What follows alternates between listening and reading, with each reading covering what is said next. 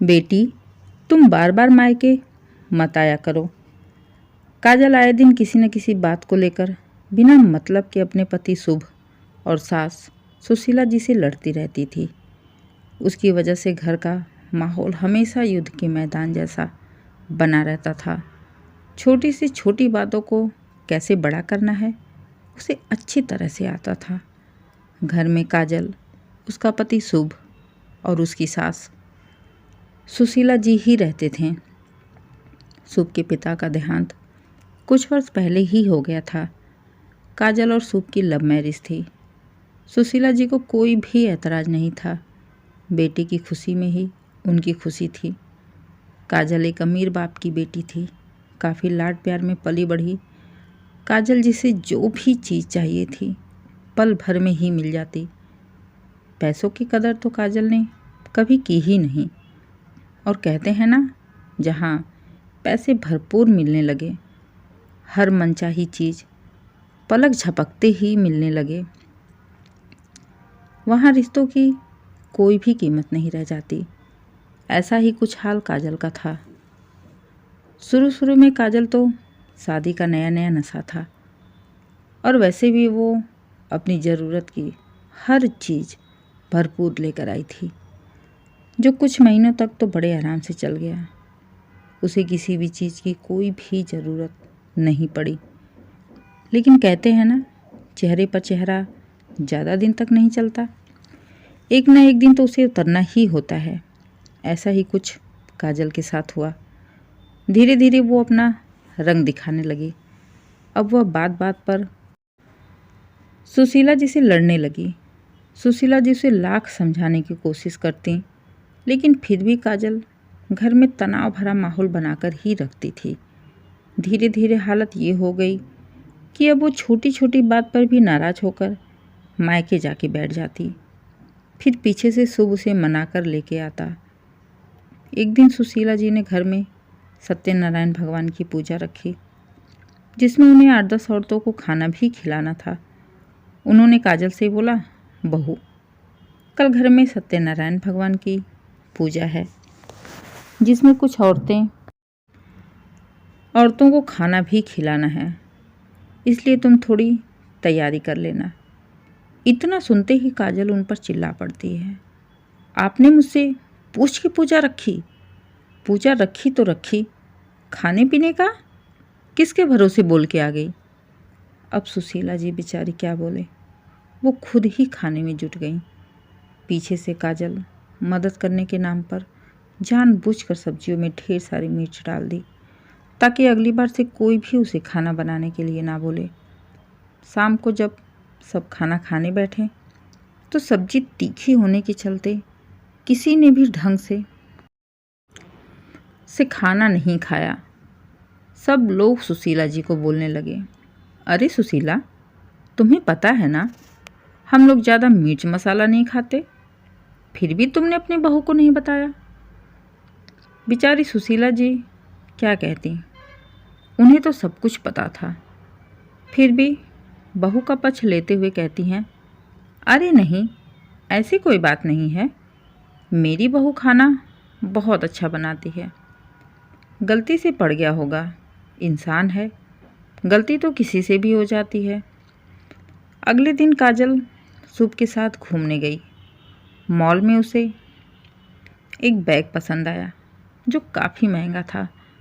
शुभ ने कहा, काजल, मॉल में चीज़ वैसे ही महंगी मिलती हैं, एक काम करते हैं, हम बाहर चलकर किसी दुकान से ले लेते हैं। इतने में ही वो चिढ़ जाती है और शुभ को छोड़ ऑटो पकड़कर घर आ चुपचाप सो जाती है। रात के खाने का समय भी हो रहा था। सुशीला जी ने काजल को एक बार भी नहीं कहा और चुपचाप जाकर खाना बनाने लगी।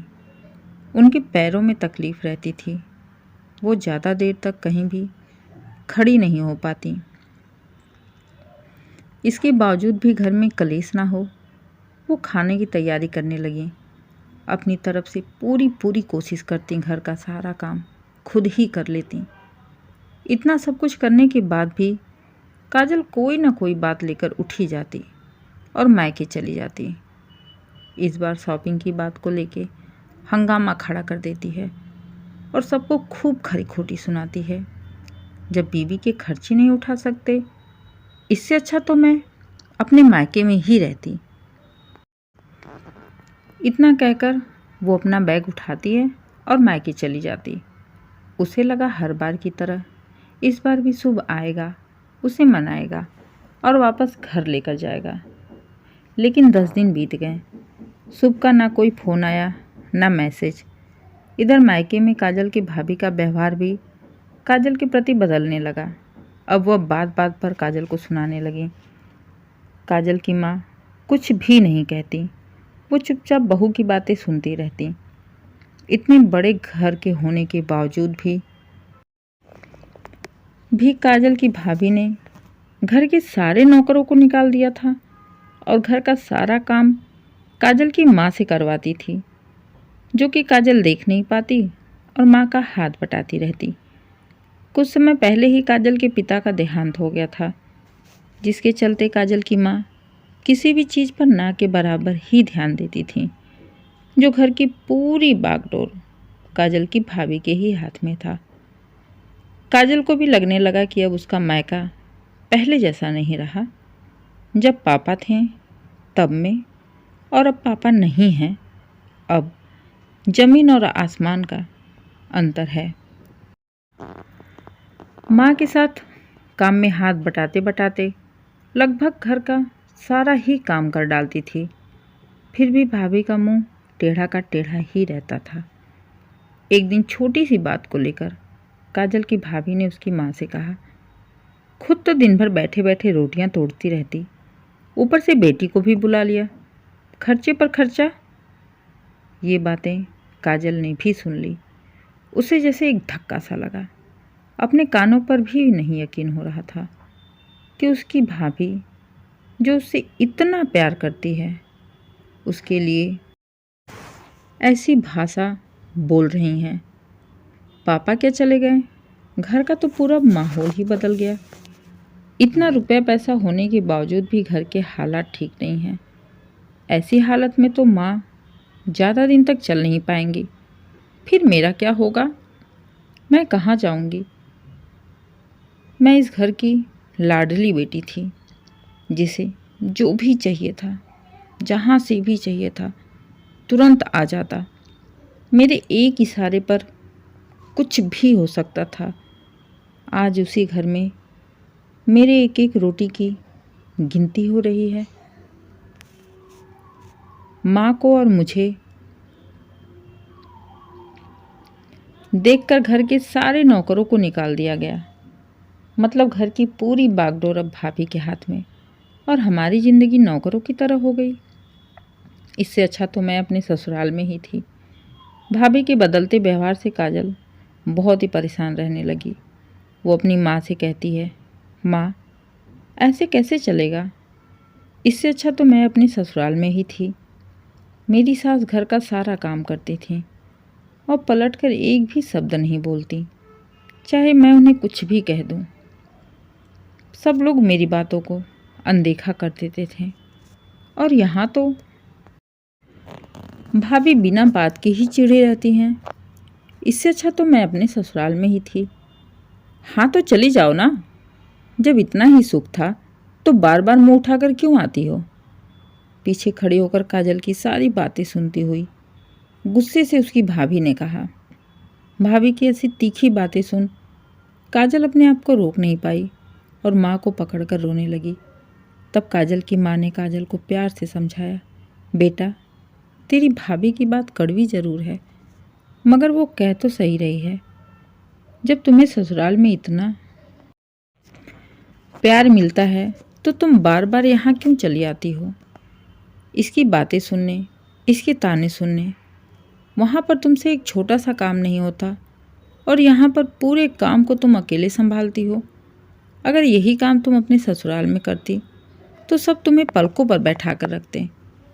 काजल की भी बात समझ में आ गई।